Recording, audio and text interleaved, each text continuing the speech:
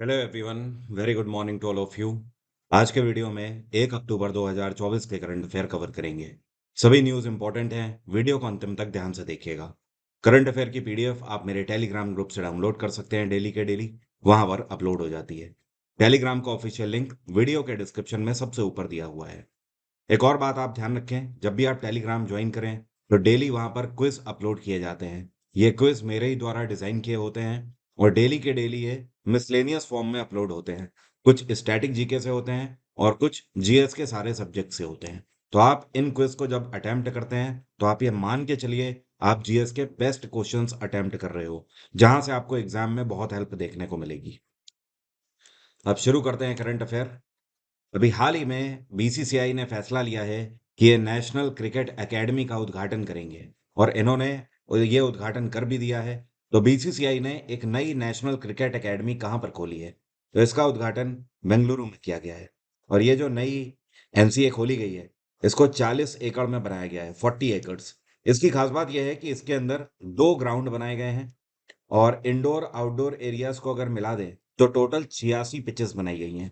इसका मेन उद्देश्य ये है कि पूरे भारत भर में क्रिकेट को नर्चर करना। आगे आने वाले समय में भारत में और भी टैलेंट लगातार देखने को मिलता रहेगा। आप देख ही सकते हो क्रिकेट में हमारे पास सबसे ज्यादा टैलेंट है। उसका एक ये भी कारण है, क्रिकेट को लेकर पहले से ही बेहतर से बेहतर इंफ्रा तैयार किया गया है। तो उसमें एक नई कड़ी की तरह काम करेगा ये एनसीए। और एक इम्पॉर्टेंट बात यह है कि अब इसे एनसीए के नाम से नहीं जाना जाएगा। जैसे कि दिल्ली में है नेशनल क्रिकेट एकेडमी, तो उसे तो एनसीए बोलते हैं, लेकिन ये है एनसीए, लेकिन इसका नाम अब दूसरा रखा गया है। इसको बीसीसीआई सेंटर ऑफ एक्सीलेंस के नाम से जाना जाएगा। बीसीसीआई की स्थापना 1928 में करी गई थी। इसका हेडक्वार्टर है मुंबई और इस टाइम पे प्रेसिडेंट हैं रोजर बिनी। कौन है? रोजर बिनी इसके प्रेसिडेंट हैं। हाल ही में भारत का एक कौन सा राज्य है जहां पर पहली बार ग्लोबल कैपेबिलिटी सेंटर पॉलिसी का उद्घाटन किया गया है? तो मतलब ये पहला ऐसा राज्य है जिसने जीसीसी पॉलिसी लॉन्च करी है, जिसको बोलते हैं ग्लोबल कैपेबिलिटी सेंटर। तो इसको लॉन्च करने वाला राज्य है कर्नाटक। और कर्नाटक में मुख्यमंत्री हैं सिद्धार्थ मैया इस टाइम पे। इन्हीं के द्वारा इसका शुभारंभ किया गया है। अब समझ लेते हैं ग्लोबल कैपेबिलिटी सेंटर हैं क्या। देखिए, ये ऐसे सेंटर्स होते हैं जो कि मल्टीनेशनल कंपनीज होती हैं, उनको अलग अलग क्राइटेरिया में सपोर्ट करने का काम करते हैं। एग्जाम्पल के तौर पर जैसे मान लीजिए आप विप्रो कंपनी चला रहे हैं, ठीक है, या मान लीजिए आप एचसीएल कंपनी चला रहे हैं। तो अगर आपकी ये कंपनी है तो आपको कई सारे सपोर्ट्स की जरूरत पड़ती है। जैसे कि मार्केट में आपको सर्वे करना होगा कि आप जो प्रोडक्ट बना रहे हो उसका कितने लोग यूज कर रहे हैं, तो ये आपका स्ट्रैटेजी पॉइंट ऑफ व्यू में आ जाता है। इसके अलावा आपका जो प्रोडक्ट है उसकी कॉस्टिंग कितनी होनी चाहिए मार्केट में, तो ये कॉस्ट इफेक्टिव प्रोसेस में आ जाता है। किसी काम के लिए आपको कितने मैन पावर की जरूरत है, अगर उससे ज्यादा आप रखोगे तो आपको नुकसान होने लगेगा, तो आपको इसका भी ख्याल रखना है।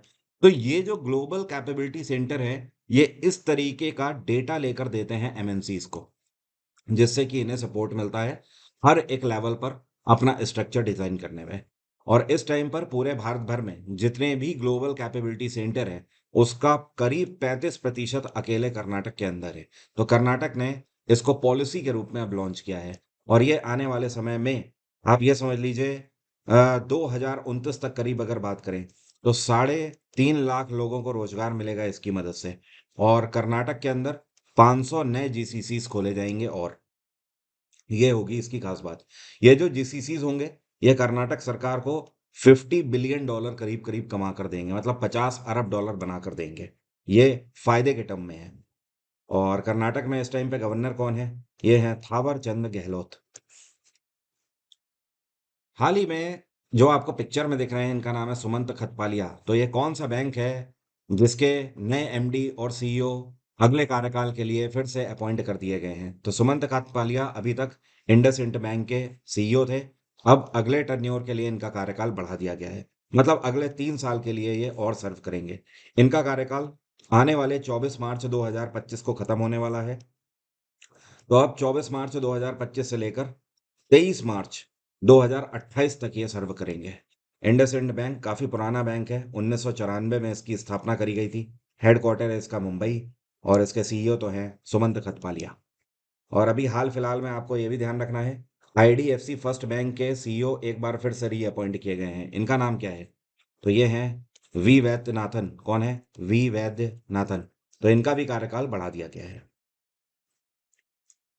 इंडियन न्यूज़पेपर सोसाइटी के प्रेसिडेंट के रूप में कौन चुने गए हैं? तो जो आपको पिक्चर में दिखाई दे रहे हैं, इनका नाम है एम वी श्रेयम्स कुमार। क्या नाम है? M V Shreyams Kumar.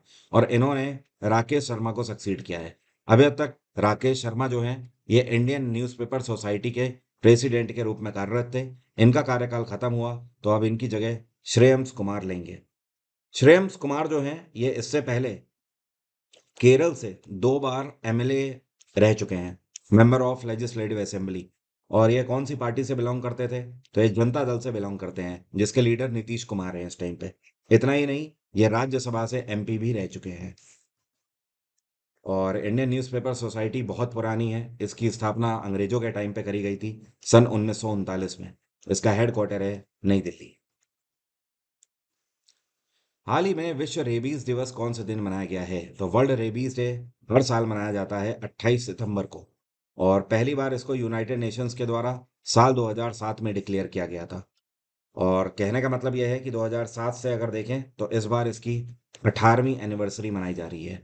World rabies day basically इसलिए मनाया जाता है कि पूरे दुनिया भर से रेबीज का खात्मा किया जा सके। इवन आज भी बहुत सारे ऐसे कंट्रीज हैं जहां पर रेबीज की महामारी देखने को मिलती है हर साल।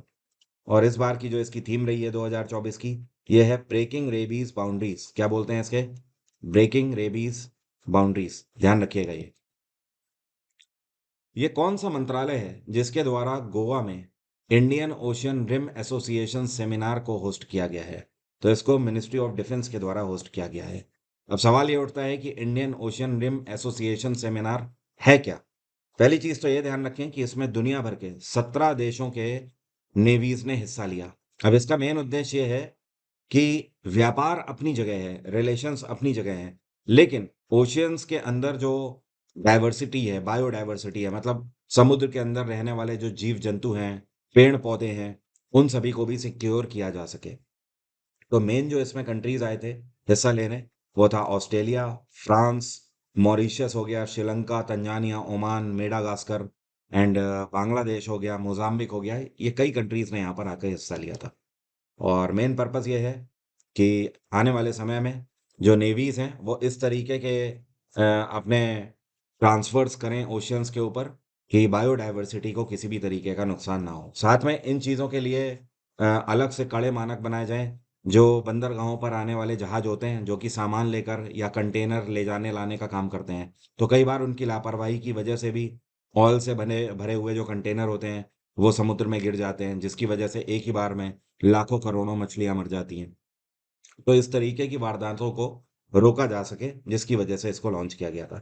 पहली बार इंडियन नेवी के द्वारा इंडियन ओशन रिम एसोसिएशन की मीटिंग साल 2022 में आयोजित करी गई थी। और आईओआरए की अगर बात करें तो इसका हेडक्वार्टर है मॉरिशस। मॉरिशस की कैपिटल पोर्ट लुइस। और इसकी स्थापना सन 1997 में करी गई थी। हाल ही में 2024 के वर्ल्ड जूनियर वुशु चैंपियनशिप का आयोजन किया गया। इस बार इसमें भारत ने कितने मेडल जीते हैं? तो भारत ने टोटल अगर देखा जाए तो 7 मेडल जीते हैं इसमें। इन 7 में से 2 गोल्ड जीते हैं। कितने? 2। अब ये 2 गोल्ड किसने किसने जीते हैं तो आप इनके नाम जरूर ध्यान रखें। एक का नाम है शौर्य। क्या नाम है इनका? शौर्य। और दूसरे हैं आर्यन। दोनों ने 48 केजी वेट कैटेगरी में वुशु चैंपियनशिप वर्ल्ड जूनियर में गोल्ड मेडल जीता है। अपार्ट फ्रॉम दिस, एक सिल्वर मेडल जीता है और बाकी के 4 ब्रोंज मेडल आए हैं। टोटल अगर बात करें तो भारत की तरफ से 24 खिलाड़ियों ने यहाँ पर हिस्सा लिया था, जिसमें से 7 मेडल लेकर आए हुए हैं। इस बार की जो वर्ल्ड जूनियर वुशु चैंपियनशिप है, इसका आयोजन कहाँ पर किया गया? तो इस जगह का भी आप नाम ध्यान रखें। ब्रूनी। ब्रूनी नाम आपने सुना होगा। ब्रूनी में एक जगह पड़ती है जिसको बोलते हैं बंदर सेरी बेगामन। वहां पर इसको आयोजित किया गया। इसकी शुरुआत 22 सितंबर से हुई थी और इसका समापन 30 सितंबर को हुआ। हाल ही में प्रधानमंत्री नरेंद्र मोदी के द्वारा देश को बिडकिन औद्योगिक क्षेत्र सौंपा गया है। एक तरीके से राष्ट्र को समर्पित किया गया है बिडकिन इंडस्ट्रियल एरिया। इस एरिया का उद्घाटन कौन से राज्य में किया गया है? तो महाराष्ट्र के अंदर इसका उद्घाटन किया गया है। और बड़ी बात यह है कि आपको पता है ये जो इंडस्ट्रियल एरिया है ये कितने एकड़ में फैला हुआ है? ये 7,855 एकड़ में फैला हुआ पूरा एरिया है। और इंडस्ट्रियल एरिया का मतलब यह है कि यहाँ पर फैक्ट्रीज लगाई जाएंगी और मेक इन इंडिया प्रोजेक्ट के अंतर्गत मैक्सिमम मैन्युफैक्चरिंग को यहाँ पर प्रमोट किया जाएगा, मतलब ज़्यादा से ज़्यादा वस्तुएं भारत के अंदर बने, ये मेन उद्देश्य है मेक इन इंडिया प्रोजेक्ट का। तो एक तरीके से बिडकिन इंडस्ट्रियल एरिया जो है ये मेक इन इंडिया प्रोजेक्ट का ही पार्ट है। यही कारण है कि पीएम नरेंद्र मोदी ने खुद ही इसका उद्घाटन किया है। अब इसका जो फर्क पड़ेगा वो जाहिर सी बात है पूरे देश भर में पड़ेगा, क्योंकि महाराष्ट्र के अंदर इस इंडस्ट्रियल एरिया में जो भी वस्तुएं बनेंगी वो मेक इन इंडिया प्रोजेक्ट के अंतर्गत होंगी। और इसमें जो महाराष्ट्र और केंद्र की पार्टनरशिप है ये 51 और 49 की पार्टनरशिप है। मतलब इनसे जितना भी मुनाफा होगा उसका 51% महाराष्ट्र सरकार का होगा और 49% केंद्र सरकार का होगा। महाराष्ट्र में इस टाइम पे मुख्यमंत्री हैं एकनाथ शिंदे और यहाँ पे गवर्नर हैं सीपी राधाकृष्णन। महाराष्ट्र के कई बार आपसे फोक डांस पूछे जाते हैं तो आप ध्यान रखें, जैसे कि यहाँ पर कोली नाच होता है, लवानी नाच होता है, ठीक है, और दही हांडी होता है, नाटक भी यहाँ का है, तमाशा भी यहाँ का है, ये सारे यहाँ के फोक डांस हैं। हाल ही में तमिलनाडु के उप मुख्यमंत्री के रूप में पदभार किसने संभाला है? तो जो आपको पिक्चर में दिखाई दे रहे हैं ये, इनका नाम क्या है? तो इनका नाम है उदयनिधि स्टालिन। और ये कौन है? ये इस टाइम पर तमिलनाडु के जो मुख्यमंत्री हैं एम के स्टालिन, उनके बेटे हैं, ठीक है। तो मुख्यमंत्री एम के स्टालिन है, अब उनके बेटे Udhayanidhi Stalin deputy chief minister बन गए हैं। और इनको शपथ कौन दिलाएंगे? ऑब्वियस सी बात है, जो राज्य के गवर्नर होंगे वो शपथ दिलाएंगे। तो इस टाइम पर तमिलनाडु के गवर्नर कौन है? ये हैं आर एन रवि। कौन है? R N Ravi. इससे पहले नागालैंड के गवर्नर रह चुके हैं। हाल ही में रिजर्व बैंक ऑफ इंडिया के द्वारा एक डेटा जारी किया गया है। इस डेटा से ये पता लगा कि 2024 में सितंबर के माह तक भारत का फॉरेक्स रिजर्व बढ़कर कितना पहुंच चुका है। तो फॉरेक्स रिजर्व जिसको बोलते हैं विदेशी मुद्रा भंडार, ये बढ़कर 692.3 अरब डॉलर पहुंच चुका है। अभी तक का अगर देखा जाए तो अपने आप में माइलस्टोन है। इतना कभी भी फॉरेक्स रिजर्व नहीं हुआ है। अब जिन लोगों को नहीं पता है कि फॉरेक्स रिजर्व होता क्या है वो समझें। देखिए है क्या कि हमारे सेंट्रल बैंक के पास, जैसे कि हमारा सेंट्रल बैंक है रिजर्व बैंक ऑफ इंडिया, तो रिजर्व बैंक के पास जितना कैश है पूरा, ठीक है, या फिर उसके अलावा जितना भी गोल्ड का रिजर्व है, मतलब जितना जितनी वैल्यू का सोना हो गया या जितनी वैल्यू का चांदी हो गया, इन सब को मिलाया जाता है and that is called forex reserve. इसकी वैल्यू बताती है फॉरेक्स रिजर्व कि हाँ एक्चुअली हमारे पास कितना है। इतना ही नहीं, फॉरेक्स रिजर्व में वो भी धनराशि जोड़ी जाती है जो कि आने वाले समय में हमें दूसरे देशों से या दूसरी संस्थाओं से मिलने वाली है। एग्जाम्पल के तौर पर मान लीजिए भारत सरकार ने बांग्लादेश सरकार को लोन दिया है 1,000 करोड़ का, ठीक है। तो अब वो लोन चुकाने की बारी आ रही है, तो बांग्लादेश हो सकता है अगले साल ये लोन की राशि चुकाए। तो ये जो पैसा आने वाला है इसको भी फॉरेक्स रिजर्व में ही जोड़ा जाता है। आरबीआई की स्थापना 1935 में करी गई थी। 1949 में इसका राष्ट्रीयकरण हुआ और गवर्नर है आरबीआई के इस टाइम पे शक्तिकांत दास। ये आरबीआई के 25वें गवर्नर हैं। इंपॉर्टेंट अनाउंसमेंट है, आप लोगों में से जिनको नहीं पता है वो भी ध्यान रखें, ये मौका आपके हाथ से जाना नहीं चाहिए। आरआरबी एनटीपीसी का जो एग्जाम है 2024 का, इसके लिए रजिस्ट्रेशन विंडो ओपन हो चुकी है। ग्रेजुएट लेवल का जो एग्जाम है इसके लिए 14 सितंबर से विंडोज ओपन है। 13 अक्टूबर तक आप फॉर्म भर सकते हैं। और अंडर ग्रेजुएट लेवल जो है इसके लिए 21 सितंबर से विंडोज ओपन है और 20 अक्टूबर तक आप अपने फॉर्म भर सकते हैं। टोटल इस बार अगर देखा जाए तो 11,500 से ज्यादा वैकेंसीज हैं। आप इसके लिए जरूर अप्लाई करें। और जो एज लिमिट है यहाँ पर 18 से 33 है और इधर 18 से 36 है। बाकी ग्रेजुएट और ट्वेल्थ पास दोनों ही इसे भर सकते हैं, अलग अलग अपनी अपनी फील्ड में। CBT 1 होगा, CBT 2 होगा, ये दोनों कंप्यूटर बेस्ड टेस्ट आपके होंगे। उसके आधार पर फिर आपका स्किल टेस्ट होगा और तब जाकर मेरिट बनेगी और फाइनल मेरिट आपकी डॉक्यूमेंट वेरिफिकेशन के बाद ही बनेगी। देन आपका मेडिकल टेस्ट भी होगा। तो ये है पूरी प्रक्रिया CBT 1 और CBT 2 के लिए। एक पूरा रामबाण मैंने लॉन्च किया हुआ है, आप इन्हें तो जानते ही होंगे। ये अरुण सर हैं, कैरियर विल में पढ़ाते हैं रीजनिंग। और इन्हें भी आप जानते होंगे, काजल मैम है, ये पूरे भारत भर में साइंस के लिए जानी जाती हैं। और मुझे तो आप जानते ही हैं अगर आप इस वीडियो में हैं तो। हम तीनों ने मिलकर इस किताब को कंपाइल किया है। इसमें 2016 से लेकर 2022 तक के रेलवे के जितने भी पेपर हैं वो सब सॉल्व्ड फॉर्म में हमने दिए हुए हैं। 260 से ज्यादा पेपर हैं और करीब 3500 बेहतरीन क्वेश्चन है रेलवे के। फिर चाहे वो एनटीपीसी हो, ग्रुप डी हो, जेई हो, असिस्टेंट लोको पायलट हो या फिर टेक्नीशियन हो, ये किताब आपके लिए रामबाण है। इसके अलावा आपको ये मान के चलिए, इसके अलावा आपको कुछ पढ़ने की ज़रूरत ही नहीं है। उसके बाद सारा निचोड़ हमने इसमें दे दिया है। इतना ही नहीं, हमने इसमें चैप्टर वाइज़, टॉपिक वाइज़ और एग्ज़ाम वाइज़ अलग-अलग फॉर्म में क्वेश्चन रखे हुए हैं। इसमें मैथ्स के भी क्वेश्चन आपको मिलेंगे रेलवे में जो पहले के पूछे गए हैं, सॉल्यूशन के साथ, रीज़निंग के भी मिलेंगे, जीएस के भी और जनरल साइंस के भी। इस किताब का डायरेक्ट लिंक वीडियो के डिस्क्रिप्शन में है। आप वहाँ से इसे आज ही परचेज़ करके मँगा सकते हैं। क्योंकि अब ज़्यादा टाइम नहीं बचा हुआ है, जैसे ही रजिस्ट्रेशन विंडो क्लोज़ होंगे, कुछ ही दिन में आपका एग्ज़ाम होगा और कंटेंट इसमें काफ़ी है, इसलिए आपको समय लगेगा पढ़ने में, ध्यान रखिए। और इसका लिंक डिस्क्रिप्शन में है, आप डायरेक्टली वहाँ से इसे प्राप्त कर सकते हैं। हाल ही में हाई सीज़ ट्रीटी साइन करी गई है भारत के द्वारा। अब इस ट्रीटी के अंदर बीबीएनजे का मतलब क्या है? तो बीबीएनजे का मतलब यहाँ पर है बायोडायवर्सिटी बियॉन्ड नेशनल ज्यूरिसडिक्शन। अब देखिए इसका मेन उद्देश्य ये है कि भारत सरकार ये चाहती है और पहली चीज़ तो ये इंटरेस्टिंग बात ये है कि ये ट्रीटी जो है, ये अकेले भारत ने नहीं साइन करी है। इसके अंतर्गत पूरे दुनिया भर के 60 देश शामिल हैं, मतलब 60 देशों ने मिलकर इसको साइन किया है। और इसका मेन उद्देश्य है कि ये सभी कंट्रीज़ आपस में जो व्यापार करते हैं, वो समुद्री मार्ग से ज़ाहिर-सी बात है करते हैं।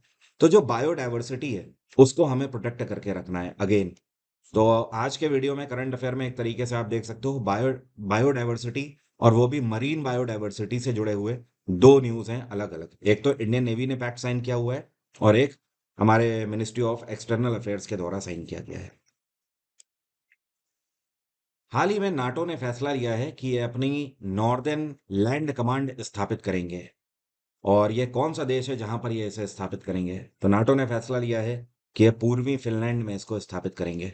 आपको ध्यान दिला दूँ, पिछले साल ही फ़िनलैंड नाटो का मेंबर बना है। इन्होंने पहले ही नाटो में शामिल होने के लिए अर्ज़ी डाली थी, लेकिन 2 साल के बाद इनको अप्रूवल मिला और लास्ट ईयर फ़िनलैंड पूरे तरीके से फ़िनलैंड ने मेंबर बनते ही नाटो को इन्विटेशन दिया कि ये चाहते हैं कि फ़िनलैंड में वो अपनी एक लैंड कमांड स्थापित करें। नाटो ने इसको एक्सेप्ट कर लिया है और आने वाले समय में पूर्वी फ़िनलैंड में ये एक अपनी पूरी कमांड स्थापित करेंगे। और इसका जो एनुअल बजट रखा गया है नाटो की तरफ से, ये 8.5 मिलियन यूरोज़ रखा गया है। अगर डॉलर्स में बात करें तो करीब साढ़े 9 मिलियन डॉलर रखा गया है इसका एनुअल बजट। नाटो जिसको बोलते हैं नॉर्थ अटलांटिक ट्रीटी ऑर्गेनाइजेशन, इसकी स्थापना 1949 में करी गई थी। इसका हेडक्वार्टर है बेल्जियम की कैपिटल ब्रसेल्स और नाटो के जो सेक्रेटरी जनरल हैं ये हैं जेंस स्टोलनबर्ग। इस टाइम पर नाटो के टोटल 31 मेंबर कंट्रीज हैं। अब मेरा आज का सवाल आपसे आपको बताना है, जो विट्ठल मंदिर है ये भारत के कौन से राज्य में स्थित है? ऐसे ही स्टैटिक जीके के लिए आप मेरी किताब अमेजोन से ऑर्डर करके अपने घर मंगा सकते हैं। हिंदी और इंग्लिश दोनों में ये किताब अवेलेबल है। 20% ऑफ चल रहा है। इस किताब का लिंक भी वीडियो के डिस्क्रिप्शन में है। एग्जाम इंजन एप्लीकेशन से आप आने वाले किसी भी एग्जाम के लिए जीएस कवर कर सकते हैं। मेरा जीएस जीके का फाउंडेशन बैच रिकॉर्डेड फॉर्म में भी आप अवेल कर सकते हैं और अगर आप 2025 के किसी एग्जाम के लिए तैयारी कर रहे हैं तो लाइव बैच भी इस टाइम पर चल रहा है, जिसमें मिडिवल और एंशियंट हिस्ट्री हो चुकी है और अब मॉडर्न हिस्ट्री भी कल से चालू हो चुकी है। And apart from this static GK और कंप्यूटर का भी बैच लाइव ही चल रहा है, आप उसे भी ज्वाइन कर सकते हैं एग्जाम इंजन एप्लीकेशन में। सीपीओ, एमटीएस या फिर आपको ऐसा बैच चाहिए जिसमें जीएस जीके के साथ रीजनिंग भी हो, तो इस तरीके के रिकॉर्डेड बैचेस कई सारे ऑप्शंस अवेलेबल हैं एग्जाम इंजन एप्लीकेशन में। एप्लीकेशन का लिंक वीडियो के डिस्क्रिप्शन में है या फिर डायरेक्टली गूगल प्ले स्टोर से जाकर भी आप एप्लीकेशन डाउनलोड कर सकते हैं। आज की बात यहीं तक रहेगी। Thank you so much. Have a nice day. Take care. Bye bye. आपका दिन मंगलमय हो। जय हिंद, जय भारत। यहाँ से आप देख सकते हैं मैंने जीएस के बैच में क्या-क्या कंप्लीट किया हुआ है। इवन कुछ भी नहीं छोड़ा हुआ है। History, polity, geography, science, economics, computer सब कुछ कवर है इस बैच में। Thank you so much. Have a nice day. Take care. Bye bye.